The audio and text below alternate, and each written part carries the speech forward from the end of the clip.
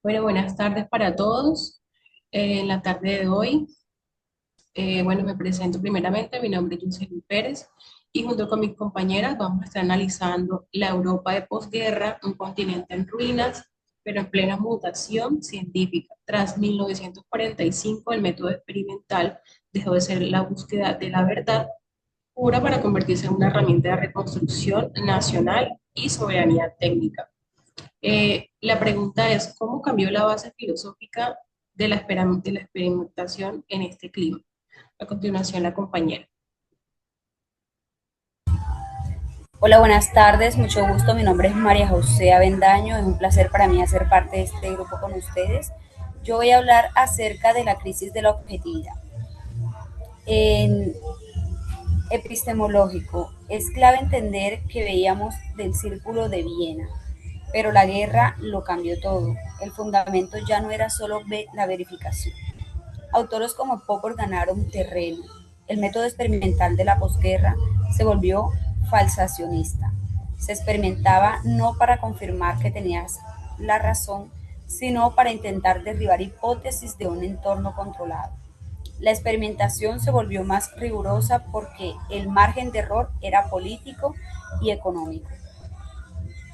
Compañeros, debemos entender que la posguerra marca el fin del positivismo ingenuo. El método experimental europeo se construye sobre la premisa de que la observación está cargada de teoría. Ya no buscamos leyes universales inmutables mediante la introducción, sino que influenciados por la caída de los regímenes totalitarios adoptamos un método democrático, el racionalismo crítico. Experimentamos para exponer nuestras ideas al error, no para blindarla. Gracias. Continúa la siguiente compañera. Cordial saludo, soy Lilian Barragán Ramos y hablaré específicamente de la ciencia a gran escala. Científico experimental, exacto y para falsar. Esas teorías necesitamos herramientas que ningún país europeo podía pagar él solo. El fundamento del método en esta era es la colaboración transnacional. Miren la creación del ser en 1954. El método experimental pasó de la mesa de laboratorio de madera a los aceleradores de las partículas. La experimentación se fundamentó en la estandarización de instrumentos, sino para que podríamos medir igual a París en Ginebra. La ciencia europea moriría frente a los estadounidenses. Continúa mi compañera. Muy buenas tardes, mi nombre es Blondie Farías. Voy a hablar sobre el dilema moral y el control social desde el rol del psicólogo de la ciencia, del sociólogo de la ciencia. Bueno, no podemos olvidar que el fundamento del método en la posguerra también fue el miedo, el factor miedo. La experimentación con la energía atómica dejó una cicatriz. Por primera vez, el método experimental incorporó de forma sistemática la ética y la revisión por pares como filtro de seguridad. Pues ya no bastaba con el experimento que funcionara, sino que la sociedad europea empezó a exigir que el método fuera transparente y civil. Con esto, mi punto de vista es que el laboratorio dejó de ser una torre de marfil.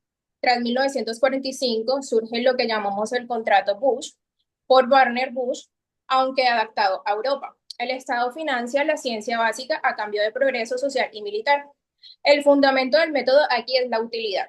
Si el experimento no es reproducible y escalable para la industria o para salud pública. La Europa de la posguerra no lo considera ciencia legítima. La comunidad científica se vuelve una institución de la vigilancia mutua. Muchas gracias. Sigue mi compañero. Bueno, para concluir en esta dinámica, pasamos de una ciencia romántica a una tecnociencia institucionalizada. El método experimental de la posguerra va a sustenta tres pilares: el rigor lógico frente al error, la infraestructura masiva, cooperativa y la responsabilidad ética ante el poder descubierto. Bueno, esto ha sido la información que le hemos querido compartir. Muchas gracias por su atención.